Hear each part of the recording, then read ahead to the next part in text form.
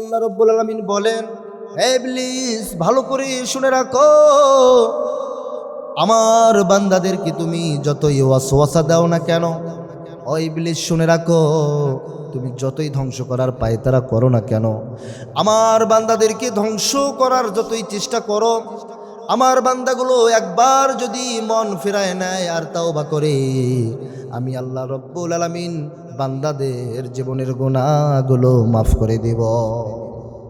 আল্লাহ রব্বুল আলামিন বলেন, কুল ইয়া ইবাদিয়াল্লাযীনা আসরাফু আলা আনফুসিহিম লা তাকনাতু মির রাহমাতিল্লাহ ইন্নাল্লাহা ইয়াগফিরুয যুনুবা জামিআ।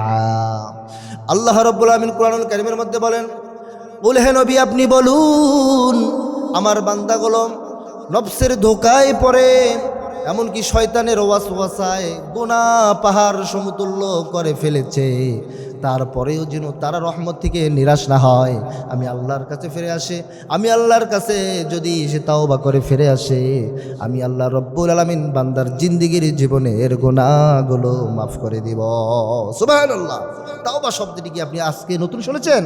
না, আগেও শোনা হয়েছে। তাওবা শব্দটি হলো আরবি শব্দ। তাওবা শব্দটি কি? আরবি শব্দ। এর বাংলা অর্থ হলো ফিরে আসা, ক্ষমা চাওয়া এবং লজ্জিত হওয়া। আমরা যদি কোনো ত্রুটি করে থাকি, আল্লাহর কাছে ফিরে আসতে চাই, আল্লাহ তাআলাকে বলি, মাবুদ আমরা ভুল স্বীকার করেছি, আমরা ভুল স্বীকার করতেছি, আমরা গুনাহ করে ফেলেছি, দয়া করে আমাদেরকে মাফ করে দেন। অবশ্যই আল্লাহ রব্বুল আলামিন মাফ করে দেবেন। সুবহানাল্লাহ। কারণটা হলো আল্লাহ তাআলা বান্দাকে কত ভালোবাসেন দেখেন। আল্লাহ তাআলা কুরআনুল কারীমের মধ্যে বলেছেন, ওয়াইদা সাআলাকা ইবাদি আন্নী ফাইন্নী করিব উজিবু দাওয়াতাদ দাঈ ইযা দাআন ফালইস্তাজিবু লি ওয়াল ইউমিনু বি লাআল্লাহুম ইয়ারশুদুন।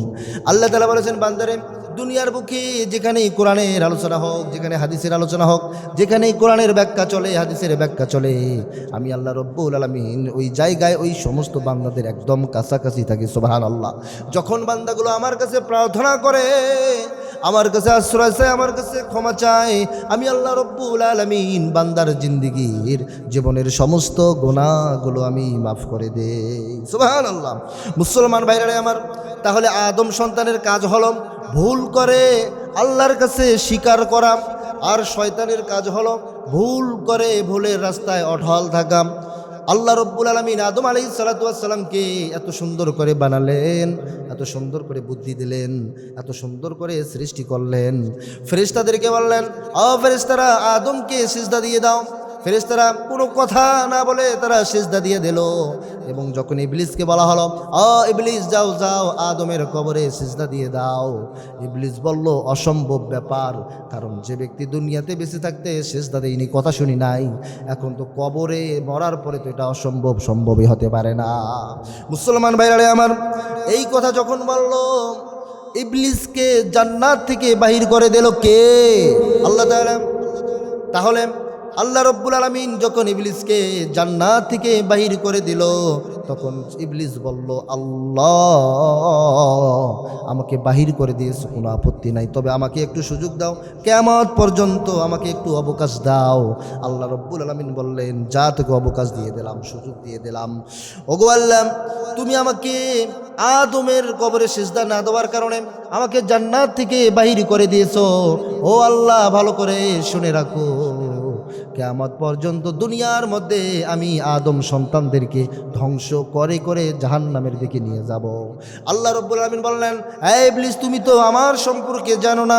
কারণটা হলো, তুমি যে আমার বান্দাদেরকে ওয়াসওয়াসা দিয়ে শয়তানের রাস্তায় নিয়ে তাদেরকে ধ্বংস করার চেষ্টা করবে, আর আমার বান্দাগুলো যদি একবার তাওবা করে ফিরে আসে, আমি আল্লাহ রাব্বুল আলামিন ওই সমস্ত বান্দাদের জীবনের গুনাহগুলো আমি মাফ করে দিব।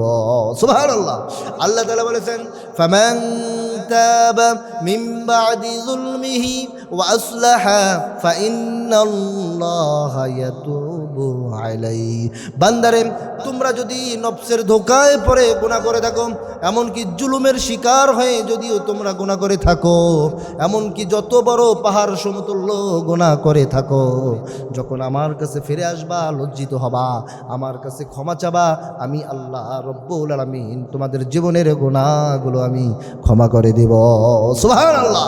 তাহলে আমাদের মুসলমানের কাজ হলো গুনাহ করে আল্লাহ তাআলার কাছে আত্মসমর্পণ করা, ক্ষমা চাওয়া, তাওবা করা। আমরা যদি সঠিক তাওবা করতে পারি, আল্লাহ রব্বুল আলামিন আমাদের সকলের গুনাহগুলো মাফ করে দেবেন। বলুন আল্লাহু আকবার।